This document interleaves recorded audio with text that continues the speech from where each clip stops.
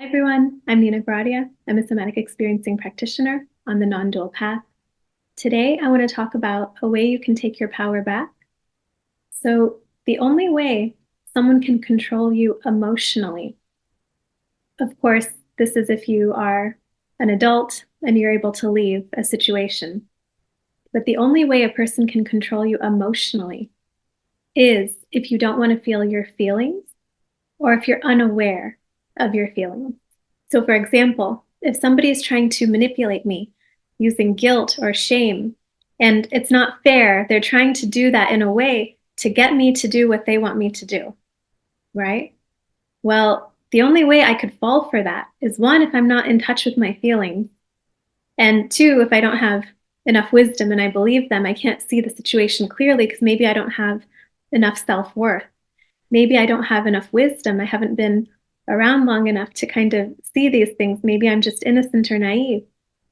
But the other way they can do that, number 3, is that if I don't want to feel that feeling and I try to do a behavior to mask having to feel that feeling. So if I have trauma and I have shame and guilt and it's so painful and I don't want to feel it, then I might go along with what somebody is asking me to do, even if it's manipulative, so that I don't have to feel that feeling of shame, maybe because I don't believe I'm good enough and I'm avoiding trying to feel it, or it's trapped from a trauma. But the thing is, if I see that they're trying to shame me, but this doesn't seem right, when I check my head, it doesn't seem right, even though it feels like I feel really bad and I don't want to feel bad and I don't want someone to think I'm a bad person. So the way you get out of this is you're like, all right, shame me, do it, guilt me, whatever it is, not in front of them. Go off on your own. Be willing to feel it.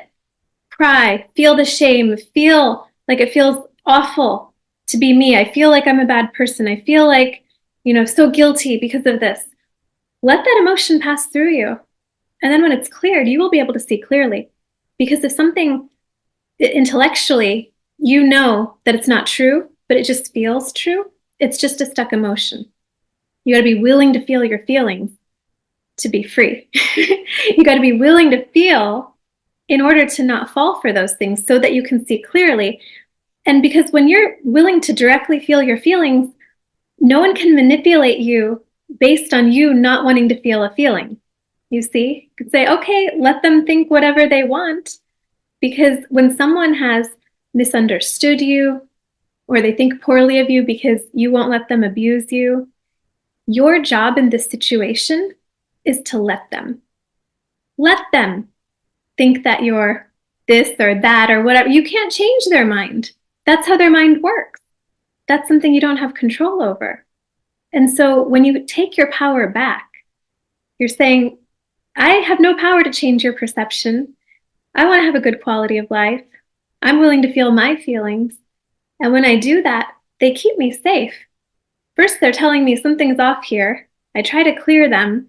If they continue to arise, it's probably a real-time reaction, not something stored from trauma. But if I'm willing to feel shame and I'm understanding, I haven't actually done something wrong in this situation. I don't owe this person my time and energy. They're not entitled to this. So we are willing to invite that up, feel it through, and then we can still make a decision that's good for us in alignment with what feels right in our life. I will link the previous Dharma video here. So let me know what you guys think of this, and feel free to share any more ideas below. Let me know also if you want me to make a Taking Your Power Back series. There's a lot of ways that we can take our power back. And it's not egotistical power. It's not power over others or to try to be better than others. There's no such thing. It's power over yourself. That's the power we want.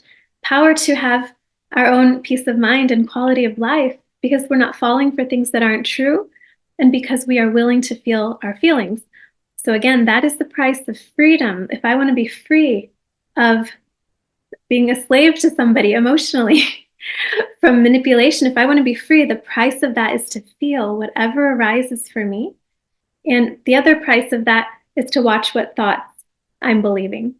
So that's the other price of freedom in general on the spiritual path. If you're willing to do these two things, you can be totally free. And that's all the way to enlightenment. Somebody who's enlightened, they're not believing thoughts, and they're willing to feel anything. Okay, let me know what you guys think. I'll see you in the next video.